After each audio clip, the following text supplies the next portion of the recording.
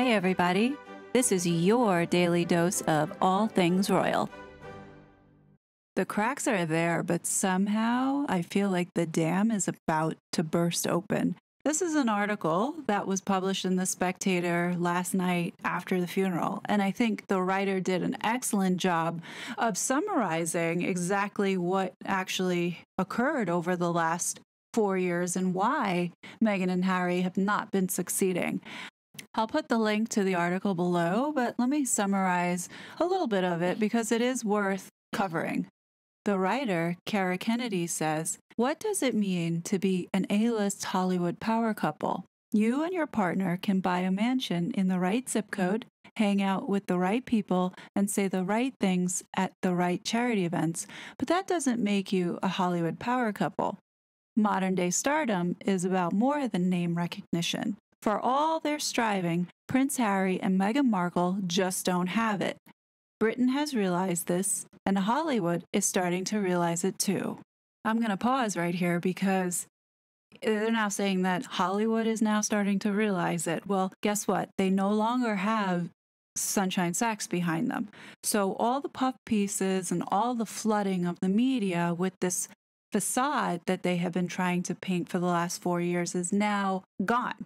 So what are we going to see? I guarantee we're going to see more people really seeing the true nature of what has been going on. The writer goes on, "Every streaming service deal has invited quiet sniggers. Every ill-judged interview and profile-raising event now brings with it a mixture of pity and irritation. These corporations are learning that they are getting little bang for their buck. Over the last few months, there have been whispers of Spotify growing more frustrated with the Duchess Doolittle after the $25 million deal that went public in December 2020 only yielded one 30-minute Christmas episode. It seems like a stern word may have worked, as we recently saw the much-awaited launch of Meghan's new podcast, Archetypes. Meghan calls the podcast a place where we investigate, dissect, and subvert the labels that hold women back." First special guest was the notable downtrodden Serena Williams.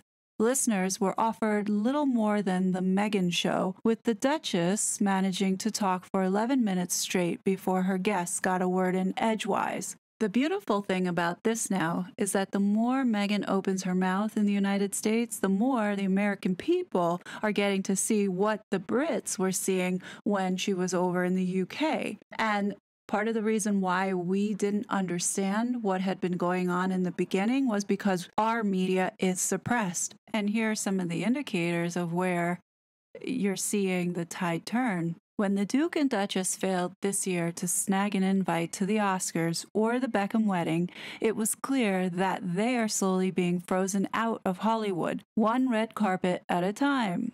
Ooh, that was burn. Last year, the couple didn't make the cut for Barack Obama's 60th birthday celebration, attended by Tom Hanks, Beyoncé, and Jay-Z, and the Clooneys. Angela Levin, Prince Harry's biographer, suspects that the Obamas are weary of Meghan's supposed desire to run for the presidency and worried about upsetting the British royals.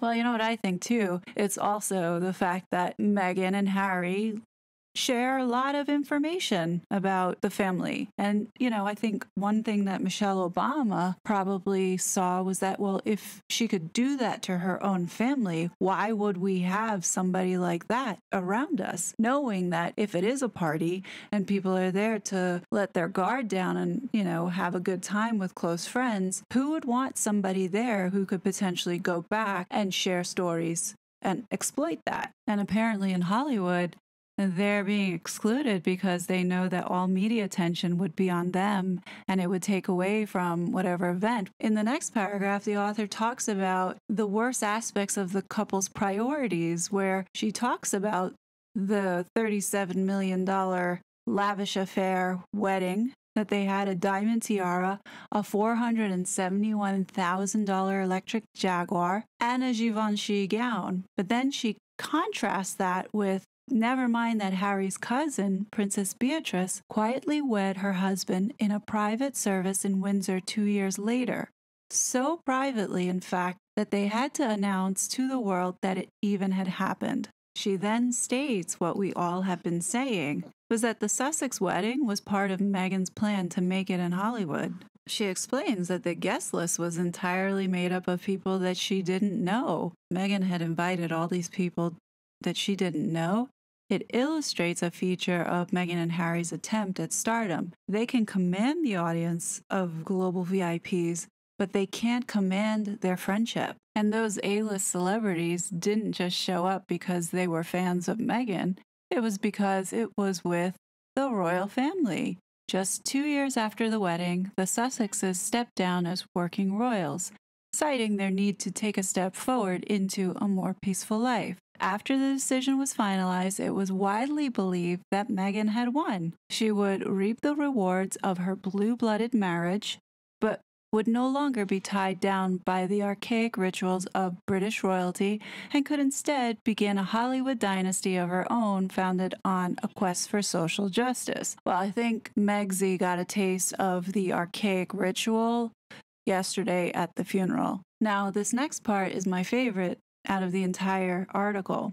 She writes, speaking to people in LA, there's a sense that Tinseltown is starting to see through Meghan's truth. Angelinos, meaning people from Los Angeles, are realizing that the British people didn't hate her because she wasn't white or because she had a career or any of the other reasons suggested by the Sussexes' PR. There was no big anti-Meghan conspiracy that kicked into gear as soon as she stepped on British soil. The public there simply saw through her. She lacked the understanding that if taxpayers are footing the bill for her luxury lifestyle, they expect things in return. Is a few pictures once a year and the sight of the new baby royal too much to ask? Brits also don't take too kindly to being branded racist bigots when Meghan doesn't get her own way. The Sussexes' flop can't be traced back to a single event. It's the sum of a series of mistakes fueled by a failure to understand royalty and celebrity.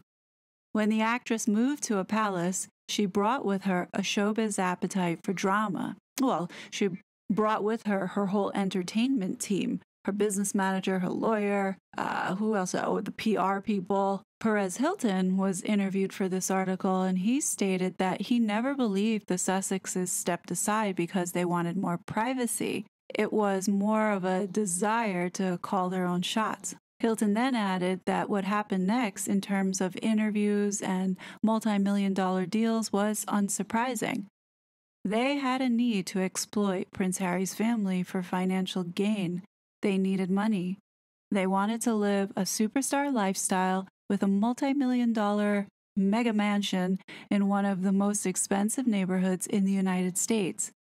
They live a very expensive life, and entertainment is where the money is.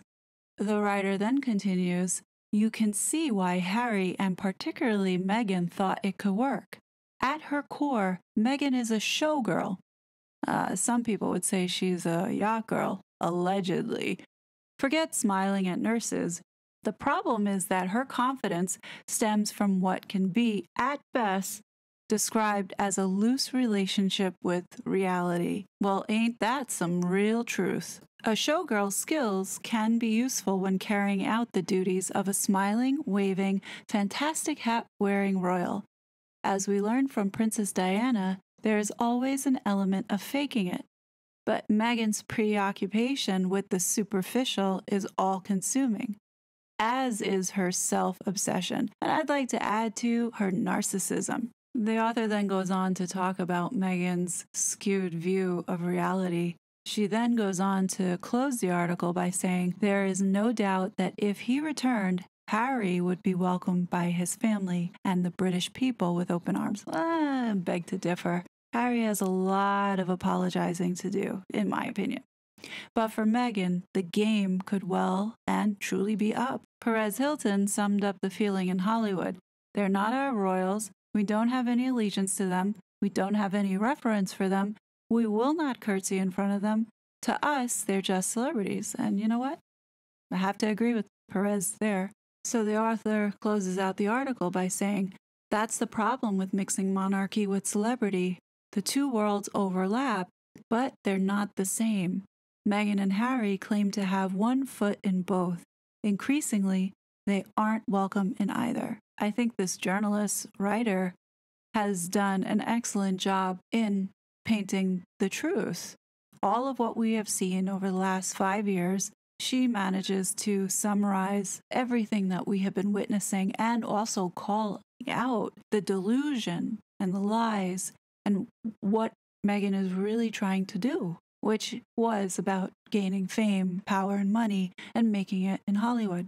I wanted to share this with you because it's important for those that are not Americans to understand that our perception, or where our perception was in the beginning to where it is now. X is no longer in the picture. We can be sure that we will see more pieces like this coming to the front because now there's no longer that massive engine trying to suppress those that have been trying to tell the truth and debunking all the lies, which I think is very positive because we are going in the direction where people are understanding that it's a facade that she had been painting and that what she has been doing is truly awful. What do you guys think? Leave your comments below. Don't worry, I will be back with more content, but please don't forget to like, subscribe, and hit the notification bell. I'll be back soon. Bye. I was such a fraud.